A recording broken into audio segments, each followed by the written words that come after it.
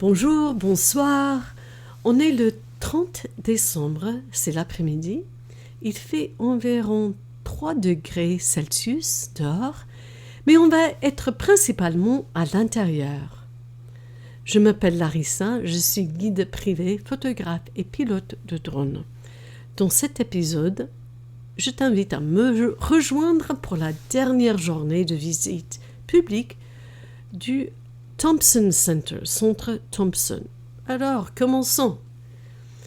Au cœur de Chicago se dresse le Centre Thompson, une merveille architecturale et un témoignage de l'esprit innovateur de son créateur Helmut Jahn.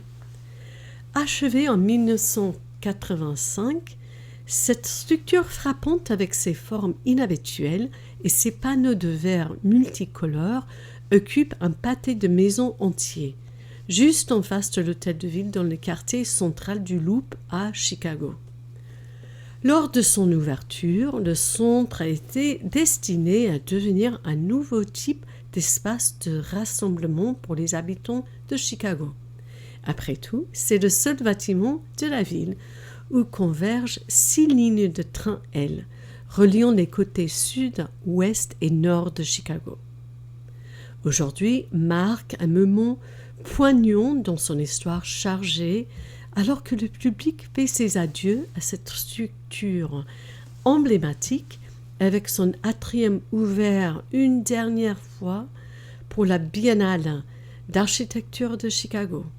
Autrefois espace public, le centre entame maintenant une nouvelle ère sous la propriété de Google avec des plans de rénovation à l'horizon. On est à l'intérieur de Thompson Center, l'architecte Helmut Jahn était racheté par Google, maintenant c'est privé, avant c'était un bâtiment public de l'État, l'administration de l'État. Ça fait partie de Chicago Architecture Biennial cette année. C'est le dernier week-end, c'est ouvert au public. Ça va être fermé à partir de lundi pour être complètement rénové à l'intérieur et à l'extérieur. On va profiter de prendre des photos.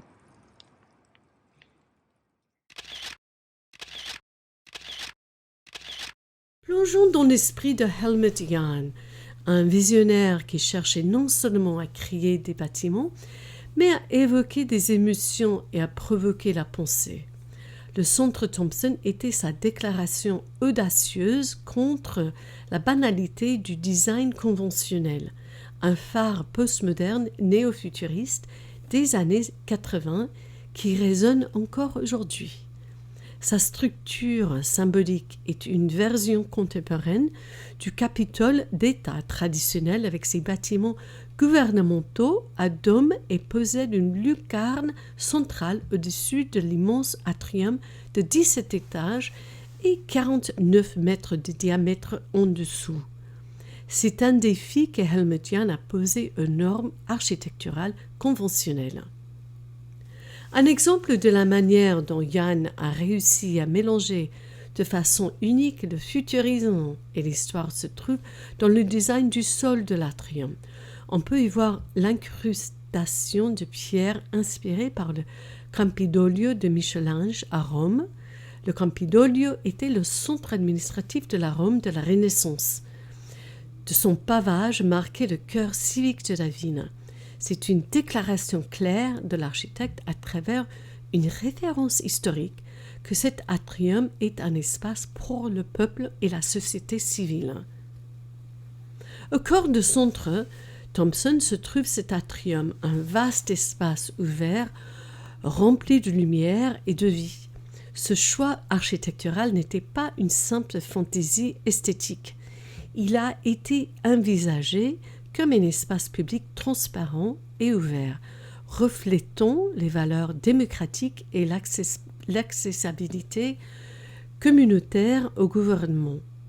Ce concept pourrait résonner avec les idéaux d'urbanisme français, qui mettent souvent l'accent sur l'accès public, l'intégration de différentes fonctions urbaines et l'importance des bâtiments civiques dans la vie de la ville.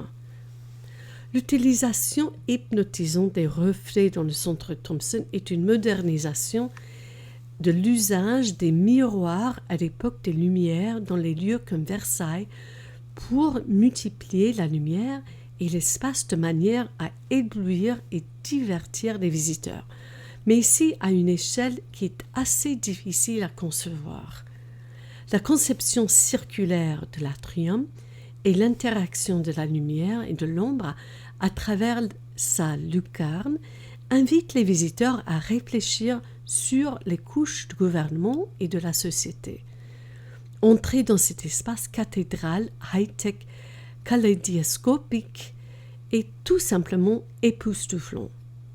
Vivifié par des escalateurs en mouvement, des ascenseurs entièrement vitrés, un soleil et des ombres constamment changeants et des flots de personnes qui viennent ici pour toutes sortes de raisons. C'est ici que tu viendrais pour renouveler ton permis de conduire. Il y avait un food court et un arrêt de métro au niveau inférieur.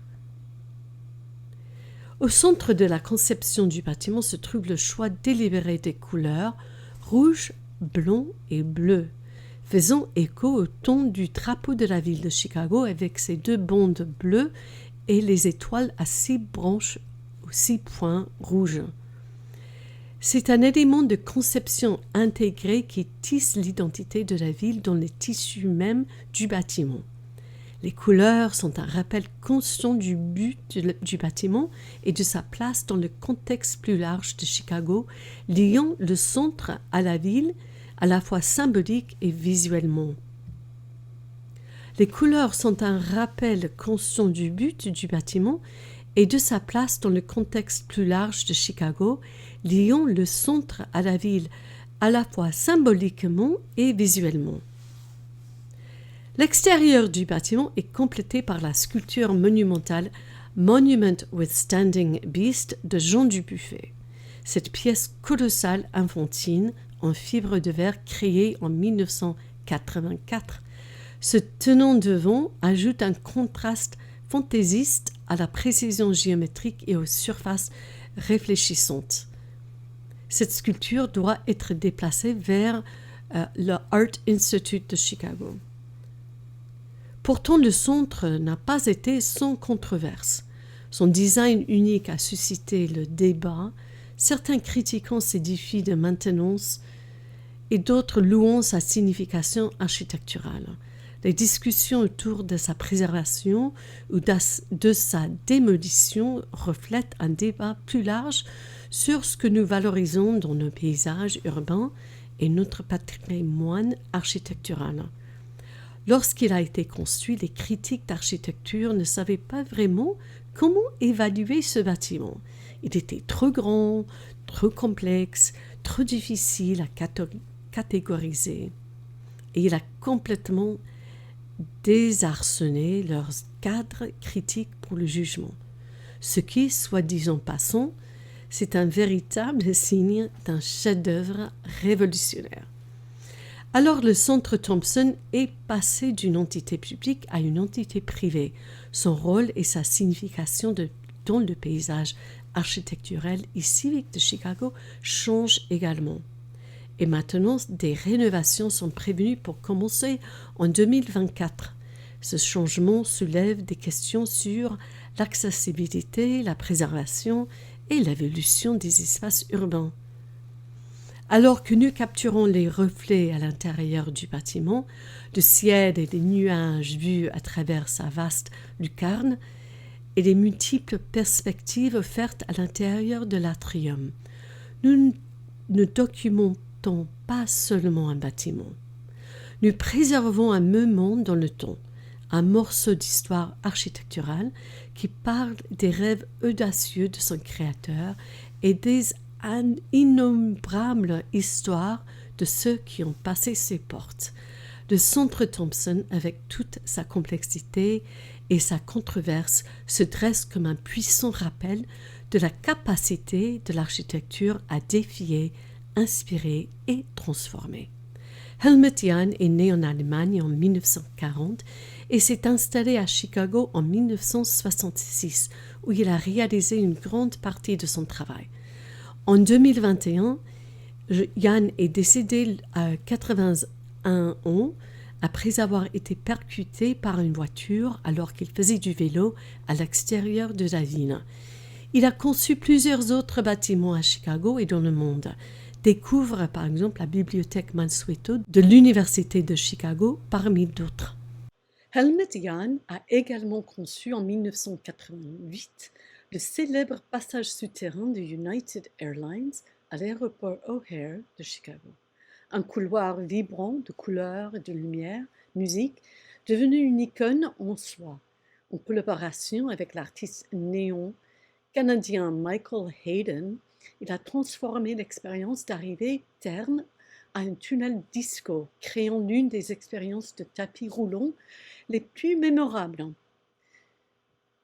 Peut-être as-tu déjà traversé ce tunnel? Alors que le soleil se couche sur la tenure de Centre Thompson comme phare d'espace public et d'audace architecturale, son héritage continue de susciter des conversations sur l'avenir de la conception urbaine, la préservation des structures emblématiques et le rôle de l'architecture dans l'incarnation de l'identité civique. Alors que nous concluons notre voyage à travers la merveille architecturale qu'est le Centre Thompson, j'espère que tu as été inspiré par les histoires, le design et l'ambition que ce bâtiment emblématique représente. Alors aime cette vidéo, suis cette chaîne et quand tu seras prêt à te lancer dans ton aventure à Chicago, contacte-moi. Découvrons ensemble l'architecture, l'histoire et l'esprit de Chicago.